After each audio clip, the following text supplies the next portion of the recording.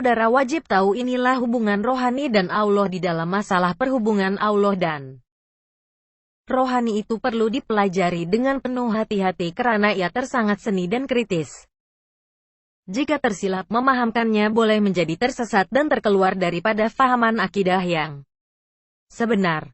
Oleh karena perhubungannya dengan Allah ini suatu yang berbentuk kerohanian maka manusia perlu mempelajari ilmunya dengan betul dan bertanyalah kepada orang yang arif. Di dalam Al-Quran Allah berfirman, dan ia tetap beserta kamu di mana juga kamu berada. Al-Hadid 4. Ayat ini mengesahkan bahwa berlaku perhubungan di antara yang tersirat dengan yang maha tersirat, yaitu perhubungan rohani dan Allah SWT. Jika perhubungan ini tidak berlaku maka tidaklah alam ini menjadi kenyataan dan tidaklah menjadi bermakna sama sekali. Karena itulah manusia dituntut mempelajarinya. Jika tidak manusia sentiasa berada di dalam keadaan syirik dan syirik itu adalah perbuatan yang terkutuk dan dikutuk oleh Allah SWT. Oleh karena perhubungan di antara rohani ini tersangat penting maka umat manusia wajiblah mempelajari asas-asas ilmu itu dahulu sebelum benar-benar memahaminya karena ilmu ini disentuh secara amnya saja di dalam Al-Quran. Karena itu ulama berijtihad untuk menyusun mengikut nas yang terdapat di dalam Al-Quran dan hadis Rasulullah SAW. Sehingga kedudukannya dapat difahami walaupun tidak semestinya menepati maksud yang sebenarnya. Namun apa yang penting jangan sampai terjebak dengan perbuatan syirik.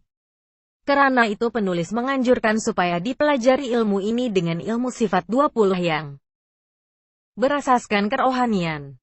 Jika tanpa kerohanian maka ia tidak akan membawa kepada kefahaman yang sebenar dan tidak akan bertemu dengan ilmu kerohanian. Adapun ilmu kerohanian ini disebut oleh Allah di dalam Al-Quran sebagaimana firman-Nya maksudnya. Dan mereka bertanyakan kepadamu tentang roh. Katakanlah roh itu adalah urusan Tuhanku.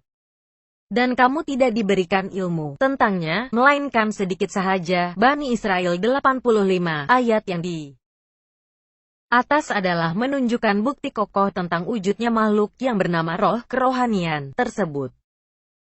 Makhluk ini dicipta oleh Allah untuk mengabdikan dirinya kepada Allah dan telah pun mengakui bahwa Dia telah membuat pengakuan di alam roh.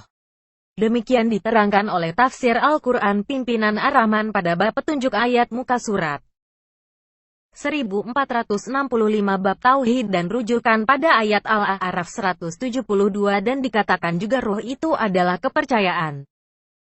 Tauhid dan rujukannya pada ayat Al-Baqarah 255 ini menunjukkan bab roh ini adalah persoalan akidah.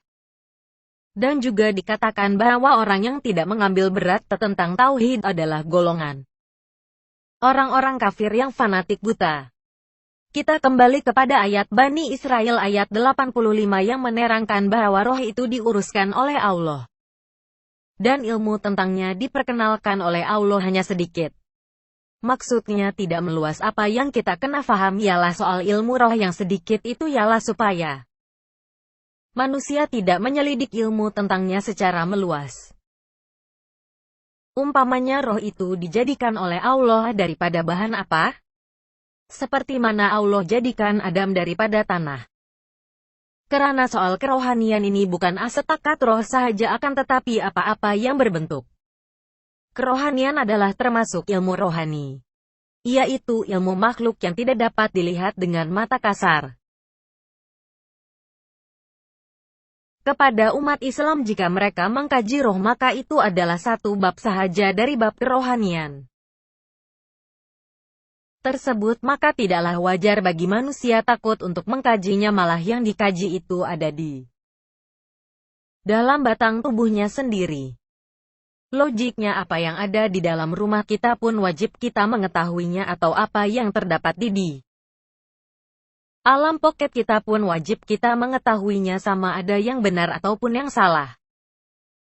Di dalam asas ilmu roh ini jika kita katakan bahwa ia diuruskan oleh Allah maka asas ilmu iftikar pada ilmu sifat 20 adalah yang paling tepat untuk kita memahaminya karena ilmu roh itu berlegar pada sifat Qohar Allah SWT, dan yang menguruskan roh itu adalah sifat Kamal Allah SWT, yang mana ia dikuasai oleh keesaan Allah itu sendiri.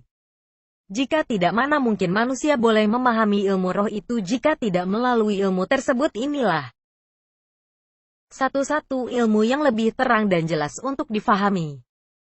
Namun ilmu ini pula menjadi bahan ketakutan manusia untuk mempelajarinya karena dikatakan berbahaya dan dirujuk pula kepada sebab dan musabab pandangan mazhab Wahabi yang telah mengharamkan ilmu sifat 20 itu karena dikatakan membawa kepada kemunduran dan khurafat. Subscribers to Bumi.